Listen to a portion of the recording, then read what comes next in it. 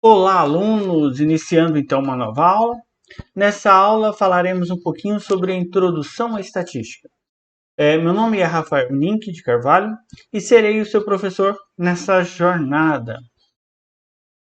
Então, nessa aula, abordaremos os conceitos introdutórios à estatística, o que é estatística, alguns conceitos e definições importantes para o nosso desenvolver. Então, o primeiro tópico, a primeira coisa que a gente precisa saber é o que é estatística. Estatística é a ciência que aborda a coleta, organização, apresentação, análise e interpretação dos dados, subsidiando a tomada de decisão. Então, a estatística é a ciência que vai coletar dados numéricos, dados categóricos, agrupar esses dados, processar esses dados para tirar informações que vai subsidiar a tomada de decisão de uma empresa, de um gestor, de um representante político. E essa é a base, essa é todo o processo estatístico. Então, coletar, organizar, apresentar esses dados, analisar essa apresentação, a forma como foi apresentada, para tirar conclusões. E essas conclusões, a partir das interpretações dos dados, levar o gestor à tomada de decisão. E o primeiro conceito em torno de estatística é a questão do que são dados. Então, dados consistem em informações obtidas a partir da observação, da contagem, da mensuração, ou seja, da medida, ou respostas para um atributo, que a gente vai chamar de variável, que a gente vai ver mais à frente. Seja de uma população ou uma amostra. A gente vai entender a diferença entre população e amostra. Então, eu posso, por exemplo, querer saber como que está o asfalto da minha cidade. Eu vou fazer observações do asfalto, eu posso mensurar a espessura do asfalto, testar a resistência desse asfalto, e tudo isso vai produzir informações. Essas informações, por menor que seja, a gente vai chamar de dado. Então, dado é a menor informação que a gente vai coletar, certo? E variável, lá no dado a gente falou que ia coletar dados de uma variável. O que é uma variável? Então a gente define variável como sendo uma característica ou atributo de um elemento da população. Então, se eu estou, por exemplo, mensurando a qualidade do meu asfalto, o que eu posso coletar de informações do meu asfalto? A espessura, o material que foi utilizado, o tempo que ele já está sendo utilizado. Olha, foi construído a rede asfáltica, a malha asfáltica há 10 anos, há 5 anos. Então, tudo que eu posso mensurar ou categorizar ou coletar de informações a respeito desse elemento vai ser chamado de variável. Então, a variável é uma característica desse elemento, certo? Por exemplo, altura. Então, se eu quiser, por exemplo, traçar o perfil de uma pessoa, a altura é uma característica dessa pessoa. Obviamente, a gente vai coletar informações que vão subsidiar a resolução do meu problema. Então, para que eu vou coletar a altura se a minha pesquisa é sobre a qualidade de renda da pessoa? A altura talvez não influenciaria, então não precisa coletar a altura. Então, se eu quero estudar a renda de uma pessoa, eu vou pegar todas as características que vão estar atreladas à renda dessa pessoa. Por exemplo, a formação universitária, o quanto tempo já trabalha, quanto tempo tem de carteira assinada. Então, todas as características dessa pessoa que vai subsidiar a base do meu estudo, vai criar uma base para o meu estudo para traçar o perfil daquela pessoa quanto à renda, por exemplo. Então, o peso, o preço, consumo, cor dos olhos, tudo isso são características e vai depender, então, do meu elemento de estudo. E esse elemento de estudo, ele vai fazer parte de um grupo. E esse grupo maior a gente chama de população. Então, a população é o conjunto de todos os resultados, respostas, medições ou contagens que são de interesse da pesquisa estatística. E a amostra é um subconjunto ou uma parte dessa população. Então, se eu estou analisando o perfil de renda da população de Porto Velho ou da população brasileira, então a população vai ser todos os moradores daquela região. Só que muitas das vezes a pesquisa, se fosse realizada com todos os elementos dessa população, demandaria tempo e recurso. Então, muitas das vezes, a gente restringe parte dessa população, um subgrupo dessa população, que a gente vai chamar de amostra. Exemplificando, a panificadora Pão e Coxinha Limitada pretende produzir coxinha e, para isso, deseja analisar o produto de seus concorrentes. Para isso, realizará uma pesquisa na região onde está localizada. O que a padaria poderia levantar em relação ao produto? Então, a população seria todas as coxinhas produzidas na região. Então, seria impossível de você observar as características de todas as coxinhas. Então, você vai restringir, olha, eu vou comprar uma coxinha em cada empresa ou cada padaria que fabrica as coxinhas. Agora, o que eu posso levantar em relação a esse produto? Então, quais as características desse produto? Qual a variável que está atrelada a esse produto, a essa coxinha? Então, a gente poderia anotar algumas variáveis. O peso da coxinha, o preço ou o valor dessa coxinha. Ainda, eu poderia levantar qual é o recheio. Ou em qual local foi produzido. Então, qual é a padaria ou a empresa? Qual o horário do dia que eu comprei essa coxinha? Para saber se, por exemplo, tem maior venda no horário da tarde, da manhã. Então, todas essas características acerca da minha coxinha vai ser uma variável. Agora, quais variáveis eu preciso levar em consideração? Aí vai depender qual o objetivo da tua pesquisa estatística. E essas variáveis a gente pode classificar de acordo com a sua característica. Elas podem ser qualitativa ou quantitativa. Alguns livros trazem isso daqui como qualitativa, como categórica, e geralmente os livros do ensino médio apresentam dessa forma, e a quantitativa como numérica. Então, as variáveis numéricas são aquelas que eu vou atribuir um valor numérico, uma quantidade, ou um peso, um número, algo que eu possa operar matematicamente, certo?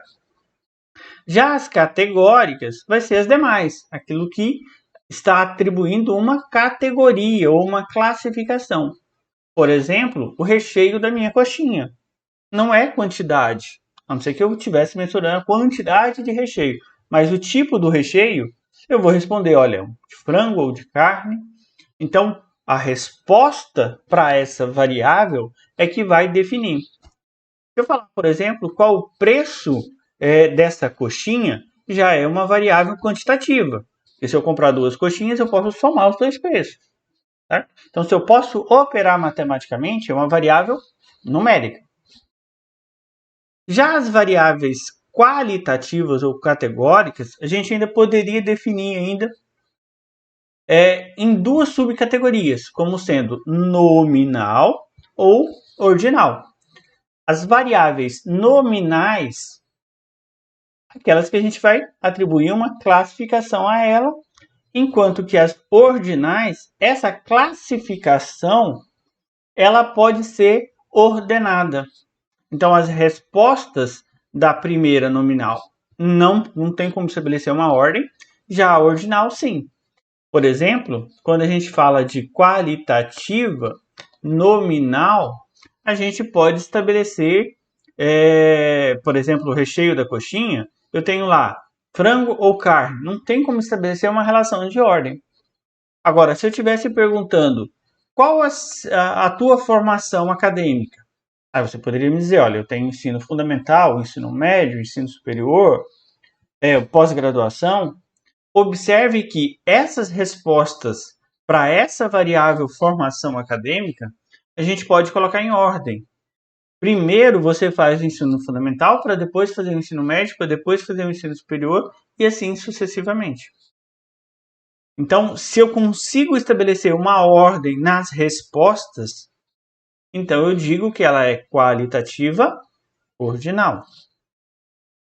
Já a quantitativa, quando se refere a número, a gente pode classificar em duas subcategorias, como sendo discretas ou contínuas. O que seriam variáveis discretas e variáveis contínuas quando a gente fala de variáveis quantitativas? Então, discreta é se eu perguntasse para vocês qual a quantidade de filhos que determinada pessoa tem. Então, quais seriam as possíveis respostas? Seria 0, 1, 2, 3, 4, 5 e sucessivamente. Então, observa que só admite valores inteiros positivos. Então, eu digo que esses valores são discretos. Existe uma segmentação entre eles, por exemplo, de 0 a 1. Tem um intervalo aqui no meio que não tem como ter meio filho, ou um filho e meio, 2,1 filhos. Certo? Então, são variáveis discretas. Já as variáveis contínuas são aquelas que admitem valores dentro dos intervalos. Então, se eu pedir para vocês, olha, qual o peso daquela coxinha? Ah, foi 200 gramas. Então, eu vou colocar aqui, ó, 0,2 quilos. Mas você pode falar, ah, não, mas a outra coxinha deu 0,210 gramas. A outra foi 211 gramas. Então, não admite apenas valores inteiros. Eu posso fracionar isso em infinitos valores. Se eu tivesse uma balança de maior precisão, em vez de estar falando de gramas, eu poderia estar falando de miligramas. Essas segmentações, infinitas segmentações, vai fazer com que a minha faixa de valores tenha infinitos valores, são contínuos. Eu posso ter a maior divisão possíveis entre um valor e outro. Certo? Aí eu tenho, então, variáveis contínuas. Se você fosse fazer um paralelo ao ensino fundamental e médio, a gente teria aqui os números naturais para as discretas, só valores inteiros positivos, e aqui eu poderia ter todos os valores racionais, inclusive, então, aí, em relação à discreta, acrescentar números com vírgulas, por exemplo, números decimais. Essa é a diferença entre discreta e contínua. Essa é uma visão superficial, a gente vai trabalhar alguns exemplos para a gente tentar entender essas classificações. Tá? Exemplificando, então. Classifique as variáveis. Altura de uma pessoa. Então, a altura de uma pessoa é uma característica do elemento pessoa. Por isso que a gente chamou de variável. Quais são os possíveis valores que eu atribuiria à altura de uma pessoa? 1 metro, 2 metros? Não, eu posso ter valores quebrados, 1,5 m.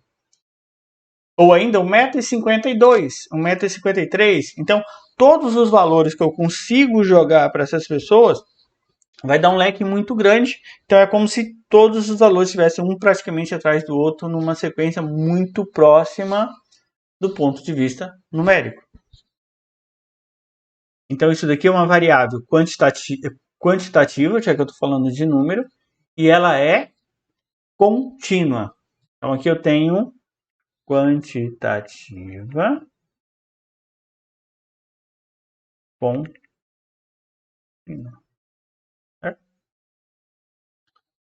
Número da camiseta do jogador do Mengão.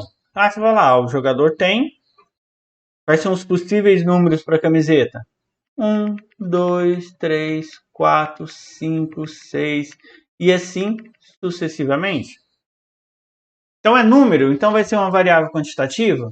Não.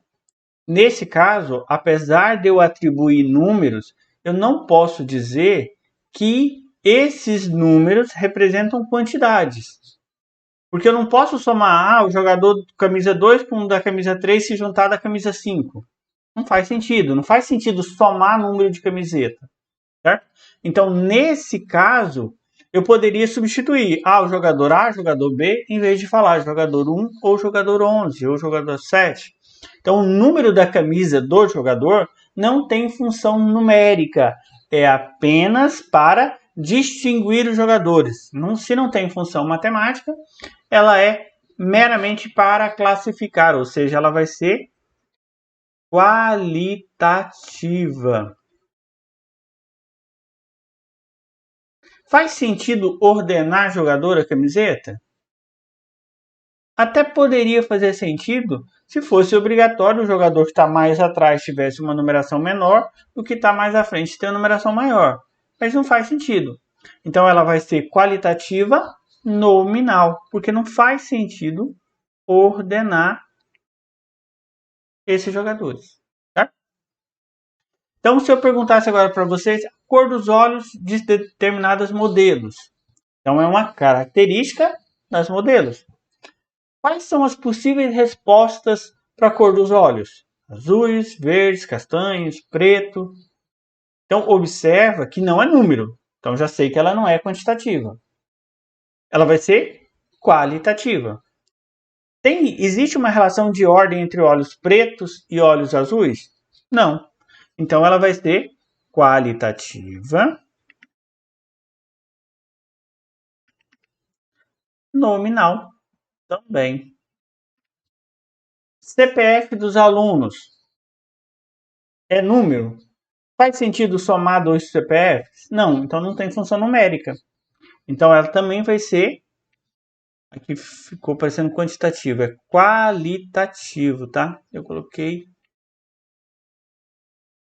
é qualitativo. O CPF também tem função qualitativa, que é só de classificar. E não existe necessariamente uma relação de ordem. Ou, olha, a pessoa que tem um CPF menor nasceu antes de quem tem um CPF maior. Não existe essa relação de ordem. Então, ela também é nominal. Tá? O peso do boi para abate. 10 arroba, 11 arroba, 15 arroba, 14 arrobas e meia, 14,75 arrobas. Então, se eu posso fracionar, ela é contínua. E por que ela é quantitativa? Porque eu posso somar o peso de 2 bois. Eu tenho 2 bois e vendi os 2 bois para o abate, eu vou receber pelo peso dos 2 bois juntos. Então, se eu posso operar, posso fazer operações matemáticas com ele, então ela tem função quantitativa e ela vai ser contínua, porque não é vendido por arrobas inteiras. Olha, só pode pagar ou é uma arroba ou é 12 arroba, ou é 13 arroba. Não existe nada entre 11 e 12, 12 e 13. Como existe, então ela é contínua. Então, número de residentes de uma casa. É a quantidade de pessoas que moram numa casa. Dá para operar? Dá. Se eu somar 2 casas, eu consigo saber quantas pessoas moram nas 2 casas juntas. Então, eu posso somar. Então, ela é quantitativa. Agora,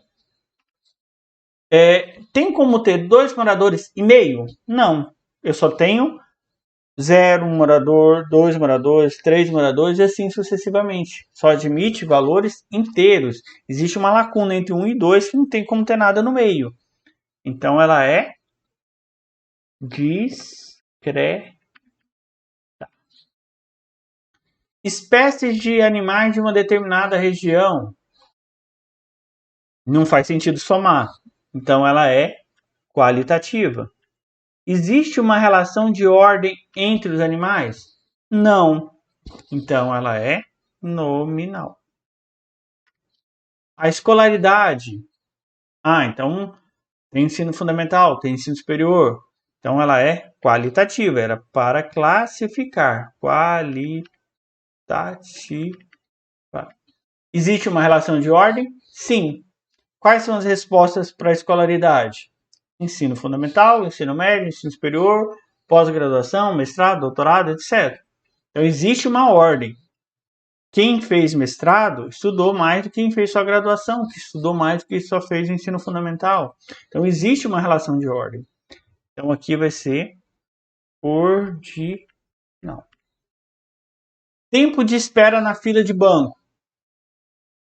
Eu posso somar, olha, eu gastei 10 minutos aqui, na outra fila eu gastei 20 minutos? Posso, faz sentido somar. Então ela é quantitativa. Quantitativa.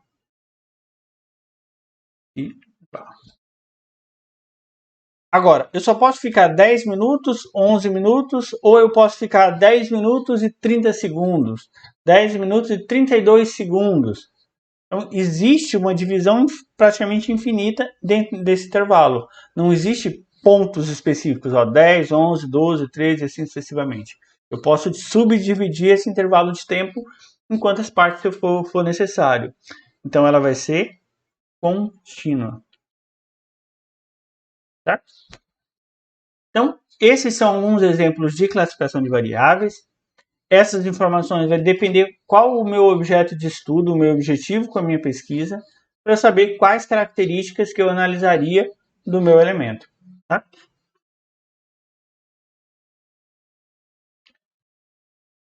E o processo estatístico, para fazer essa coleta de dados, trabalhar esses dados, ela passa por um processo sequencial e lógico.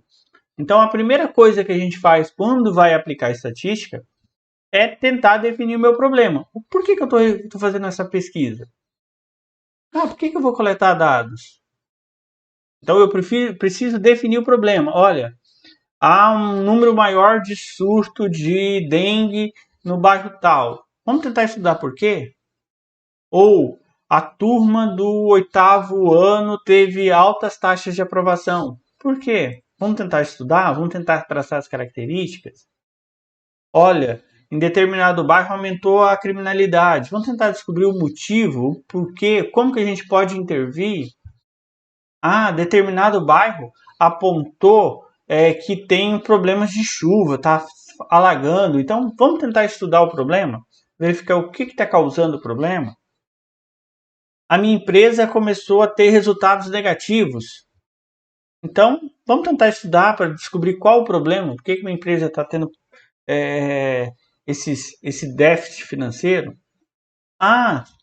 Eu quero abrir um negócio, não sei que negócio que eu vou abrir, então tem um problema, eu quero investir, quero abrir um negócio. Que negócio? Então, qual seria o meu público? O que eu poderia abrir? Então, você vai criar o teu problema, definir esse problema o mais claro possível, para daí você fazer o planejamento. Olha, então o meu problema está relacionado ao aumento de casos de dengue. Então, o que eu poderia mensurar? Quando que eu poderia fazer essa pesquisa? Qual recurso financeiro que eu tenho? Então, essa etapa de planejamento vai subsidiar todas as próximas etapas. Tá? Então, se eu quero abrir uma empresa, quanto que eu tenho para investir com a minha pesquisa? Quais seriam os possíveis clientes para eu poder fazer a minha pesquisa? Certo? Então, nessa etapa de planejamento, a gente faz tudo isso, elabora-se o questionário e aí a gente faz a coleta de dados. Entre o planejamento e a coleta de dados, pode ser necessário, dependendo do tamanho, do tipo da tua pesquisa, você fazer uma pesquisa preliminar, coletar dados preliminarmente até para validar o teu questionário. Se você vai entrevistar pessoas, por exemplo, eu preciso entrevistar 5.000 pessoas. Para que eu não saia a campo entrevistando 5.000 pessoas e descubra depois que o meu questionário foi mal elaborado, eu posso fazer uma testagem desse questionário antes da coleta definitiva. Certo? Então eu faço a coleta de dados. Se tudo estiver ok, eu passo para o próximo passo.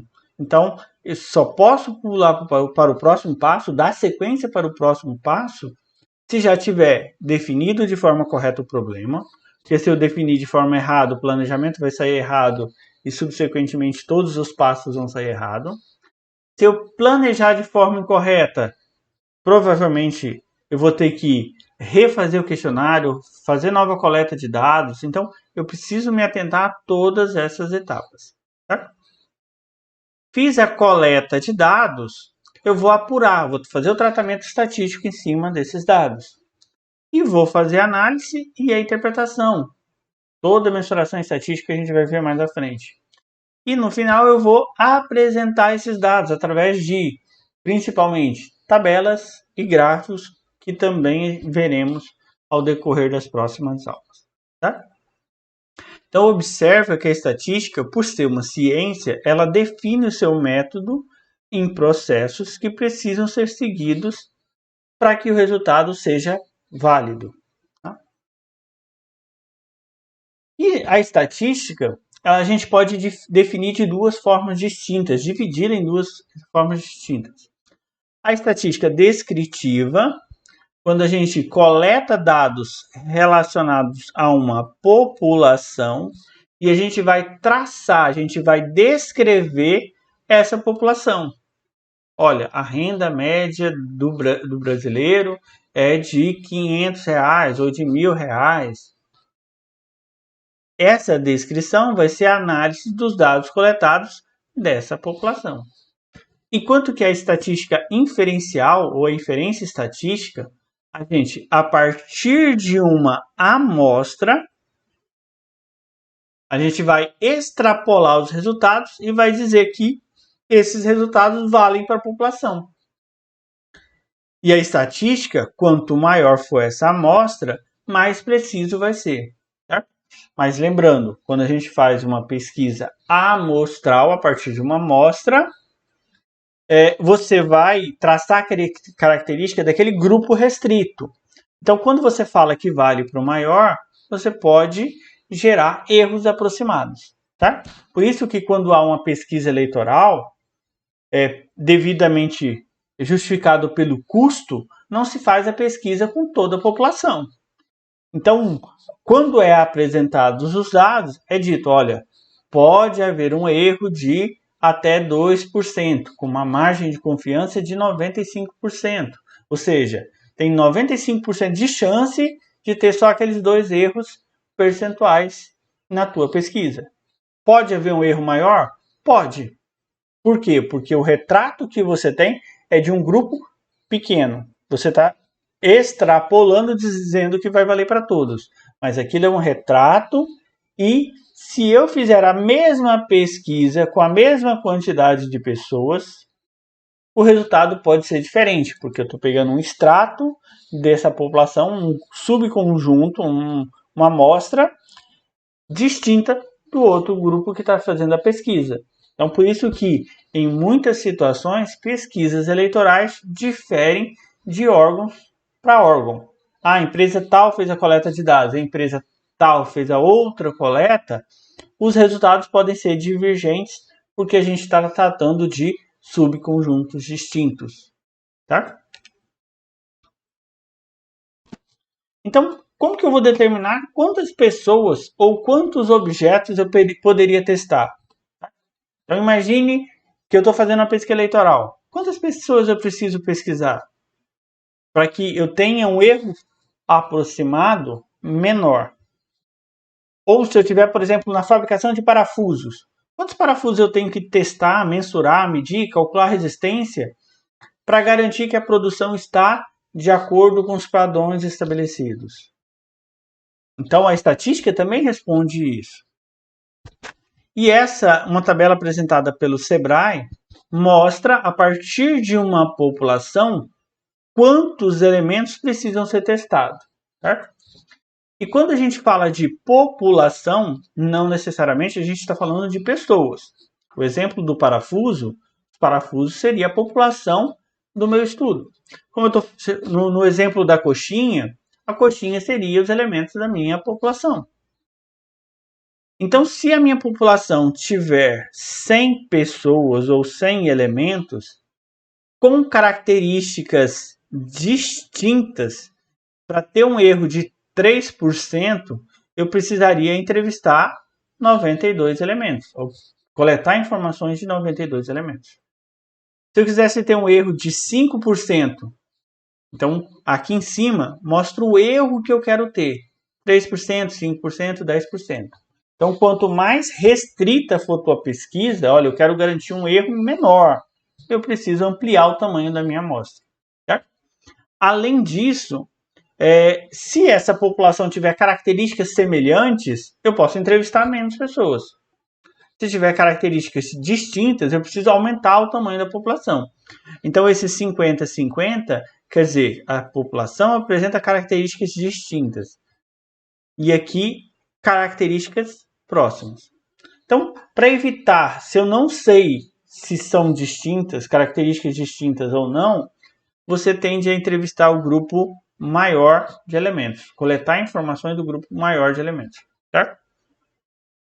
Então, imagine a minha cidade que tenha 100 mil habitantes, quero fazer uma pesquisa eleitoral para garantir uma margem de 3% de erro, sendo uma população distinta. Então, eu precisaria entrevistar 1.056 pessoas. Tá? Se eu quero ter uma margem de erro de 10%, bastaria entrevistar somente 96 pessoas, que eu já vou garantir para essa população de 100% uma margem de erro de 10%. Tá? Então, com base nisso, você define qual o tamanho da população, da amostra em relação a essa população. Tá? Então, se eu quero, por exemplo, verificar o preço de gasolina de uma cidade, vou verificar quantos postos de gasolina tem na cidade. Digamos que uma cidade tenha 250 postos. Quero garantir uma margem de erro do preço da gasolina em 5%. Então, bastaria visitar 152 postos de gasolina se tivesse muita divergência dos postos de gasolina. Certo? Essas divergências poderia ser feita uma pesquisa inicial para verificar se há muita divergência do preço da gasolina. Se não, garanta com maior quantidade possível a tua amostra, certo? Então, quanto maior a amostra, menor vai ser a margem de erro. Tem um site disponível também, que eu vou deixar mais à frente, que você pode fazer isso de forma mais precisa.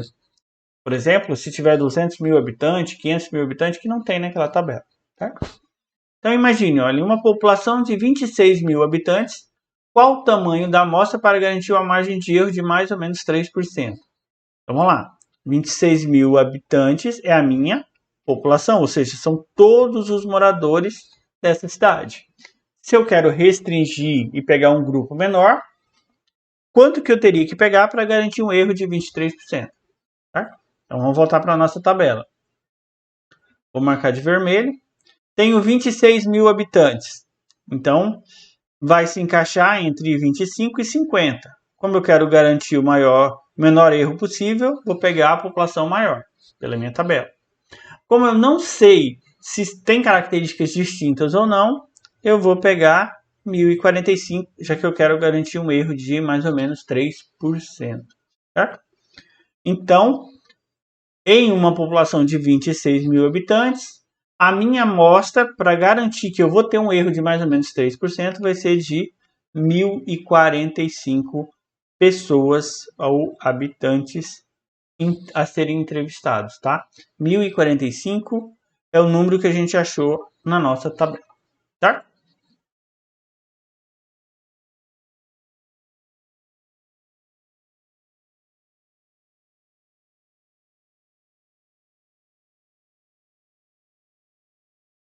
Então, nesse site, a gente pode fazer o cálculo da amostragem com mais precisão. Fique à vontade para visitar o site. E não basta saber a quantidade de pessoas que eu preciso entrevistar. Eu preciso saber também qual pessoas escolher. Daquelas 26 mil habitantes da cidade, se eu quero entrevistar 1.045, como é que eu vou escolher as 1.045? Então, a amostragem, para que o pesquisador não interfira no resultado da pesquisa, a gente precisa utilizar preferencialmente uma amostragem aleatória, ou seja, que utiliza a partir da probabilidade escolher pessoas diferentes com características diferentes. Então, de forma aleatória, ou seja, que não seja a vontade do pesquisador para escolher. Porque o pesquisador ele pode ser tendencioso e escolher determinada região, por exemplo, quando está pesquisando sobre a opção política, porque eu posso ter um curral eleitoral e favorecer determinado candidato. Ou se eu estou pesquisando sobre a qualidade da renda ou o valor da renda de uma população, se eu pesquisar no centro, pode ser que eu tenha uma renda muito mais alta do que, na verdade, seria se eu tivesse pesquisado também a periferia da cidade. Tá? Então, quais seriam os métodos aleatórios, ou seja, aqueles que o pesquisador não influencia? Tá? A primeira técnica de amostragem aleatória é a simples, onde eu faço um sorteio para saber quem eu vou entrevistar. Então, se numa sala eu quero fazer uma entrevista com 4 pessoas, e naquela sala tem 40, eu colocaria o nome dos 40 pessoas numa urna e vou tirando de forma aleatória. Então, eu vou saber, eu pesquisador, vou saber quem eu vou tirar? Não. Então, não tem como eu, pesquisador, interferir no resultado. Então, vou lá, tiro 1, tiro 2, tiro 3, tiro 4 papeizinhos, vou saber as 4 pessoas que eu preciso entrevistar. A outra é a amostragem aleatória sistemática. Por quê? Porque imagine que na minha cidade tem 1000 casas e eu quero entrevistar 100 casas. Eu vou colocar 1000 números numa urna e sortear o número das casas 100 vezes e escolher as 100 casas para ir visitar? Não, eu gastaria muito tempo. Então, o que eu poderia fazer?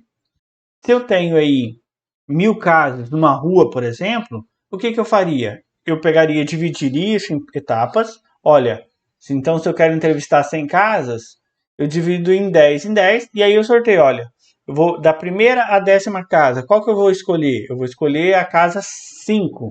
Então eu escolho a casa 5, sorteado, da 1 até a 10, e as outras eu vou na sequência. Então se eu escolhi a 5, então vai ser a casa 5, a casa 15, a casa 25, 35 e assim sucessivamente.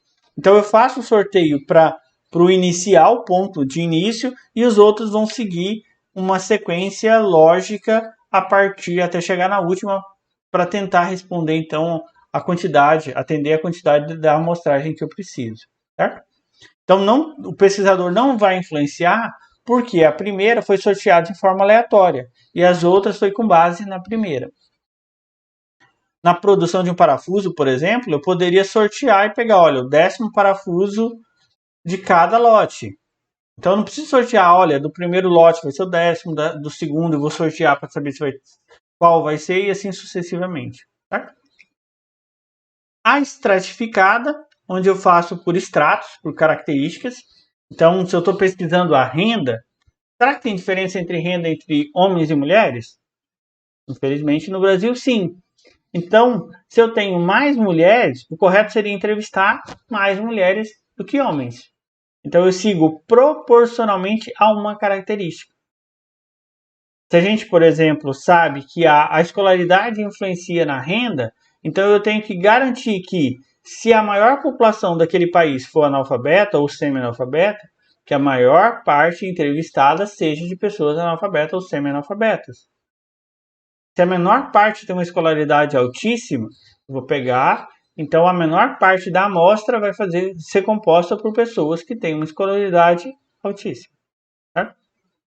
Agora, esse extrato, essa característica que vai definir, vai ser específico de cada pesquisa. Certo? Então, se eu quero verificar a saúde animal de todo o rebanho da minha fazenda, eu vou verificar, olha, quais animais que eu tenho na minha fazenda? Ah, tenho bovinos, bubalinos, caprinos. Então, se eu tenho mais bovinos, eu tenho que analisar a saúde da amostragem. A maior parte da minha amostra tem que ser composta por bovinos. Tá? Se eu quero avaliar sobre a qualidade do meu produto, e eu tenho um leque muito grande de produtos, então se eu tenho 10 produtos, a minha amostragem vai ter que ser composta pelos 10 produtos. Se o produto 1 eu vendo muito mais, a minha amostra vai ter que ter mais elementos do primeiro grupo de produtos produzidos. Tá? E por conglomerados é quando eu estou me referindo a grupos. Eu divido em grupos, desde que esses grupos tenham características próximas. Então, se eu quero avaliar a qualidade das aulas de determinada escola, eu posso pegar uma sala, se eu tenho 10 primeiros anos, eu posso pegar um desse primeiro ano e testar somente um primeiro ano. Tá? Só que é importante que esses grupos tenham características próximas. E as não aleatórias ou não probabilísticas, a gente precisa evitar, mas em alguns casos podem ser úteis. Por exemplo, se a intenção é analisar exatamente aquele produto. Então, se a minha pesquisa é analisar um determinado produto, eu tenho uma produção de vários itens, eu não preciso pegar de todos os itens, eu posso pegar específico daquele produto. Ou se eu quero verificar a qualidade do atendimento de cliente do funcionário tal, eu vou analisar somente aquele funcionário. Ou ainda eu posso fazer uma pesquisa voluntária. Olha, eu preciso entrevistar 1000 pessoas. Quem se voluntaria a responder o meu questionário? Então, eu vou apresentar o questionário e essas pessoas de forma voluntária vão apresentar. Ou acidental. Por exemplo, eu posso pegar somente os parafusos que foram danificados no seu uso e analisar a característica daquele parafuso que realmente apresentou defeito. Tá? Vejamos um exemplo. O gerente de uma empresa com 150 funcionários realizou um experimento com o objetivo de verificar o consumo de água dos funcionários durante o turno de trabalho.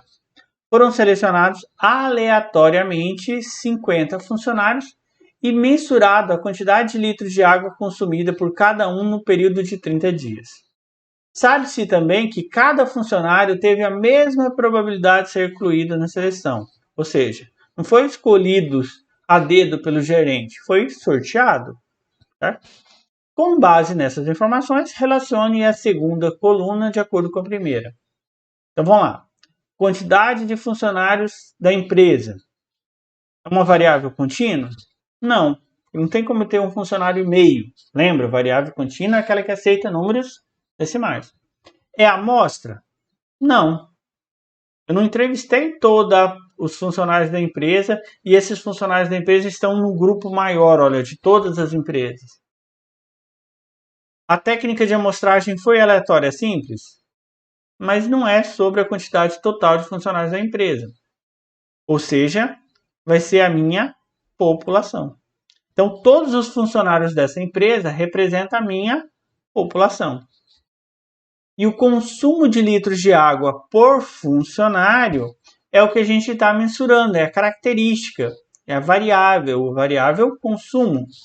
E essa variável, ela é contínua, porque ele pode gastar 1 litro, pode gastar 1,5 litros, ou pode gastar 1 litro de 100 ml, ou ainda se for necessário, ou se o instrumento de medição for mais apurado, eu posso ainda ter números mais quebrados possíveis, certo?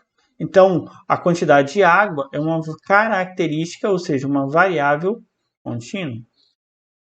E aqueles 50 funcionários que foram selecionados, que foram observados o consumo, passa a ser a minha amostra. Então, a população eram 150 funcionários e os 50 vai ser a minha amostra. E esses 50 foram escolhidos de forma aleatória. Então, a técnica utilizada para a seleção da amostra foi a amostragem aleatória simples. Tá?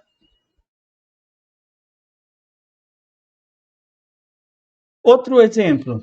Para saber as condições dos animais de uma fazenda, será realizada uma pesquisa de amostragem estratificada, ou seja, por extrato, de acordo com uma característica, tem que ter uma representatividade proporcional, a partir de uma amostra de 15 animais. Então, no meio de todos esses animais, eu vou ter que escolher 15. Mas eu vou escolher 15 bovinos, ou 15 asininos, ou 15 caprinos, ou quanto de cada, certo? Com base nessas informações, a quantidade de bovinos e suínos a serem usados na pesquisa é de... Olha só, primeiro, vamos projetar a nossa calculadora. Quantos animais eu tenho aqui? Tá? Então, se a gente observar, a gente tem 80 asininos, 80, mais 300 bovinos, mais 120 caprinos, mais 150 equinos, mais 250 suínos. Então, eu tenho um total de 900 animais. Então, desses 900 animais, eu tenho que escolher 15. Eu vou escolher 15 de 900. Então, aqui é a minha amostra e aqui é a minha população. Só que como tem que seguir uma proporção, quantos bovinos eu precisaria pegar? Então, ó, bovinos, se a população de bovinos é 300, qual vai ser a minha amostra? Então, eu quero uma proporção. Precisa ser proporcional. Então, eu vou chamar isso de x e a gente tem uma relação de diretamente proporcional. Então, 900 vezes x, 900x. 15 vezes 300 vai dar 4.500. Como aqui está multiplicando esse 900 pelo x, ficaria x é igual a 4.500 dividido por 900. Se a gente fizer na calculadora, vai dar exatamente 5. Então, dos bovinos, eu teria que escolher 5 animais. De forma semelhante, a gente poderia fazer então com os suínos. Então, se eu preciso escolher 15 de 900, quantos eu vou escolher dos suínos que são 250? Eu vou chamar isso aqui de x. 900 vezes x, 900x. 15 vezes 250. Então, vamos para a nossa calculadora. 15 vezes 250. Que vai dar igual 3.750. Logo, x é igual a 3.750 dividido por 900. X vai dar igual a 3.750 dividido para 900 igual a 4,166, que a gente arredondaria para menos, que daria 4. Então, com base nessas informações, a quantidade de bovinos e suínos que seriam na pesquisa seriam de 9. Então, é a minha resposta. Certo? Eu poderia fazer com os demais e observar quanto que eu teria que ter de cada espécie, e aí no total vai ter que ter 15 animais. Certo?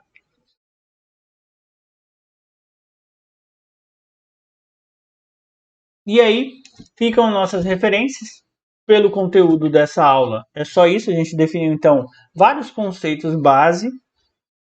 Tentem praticar, procurem exercícios sobre essa temática e dúvidas me procurem. Até a próxima aula.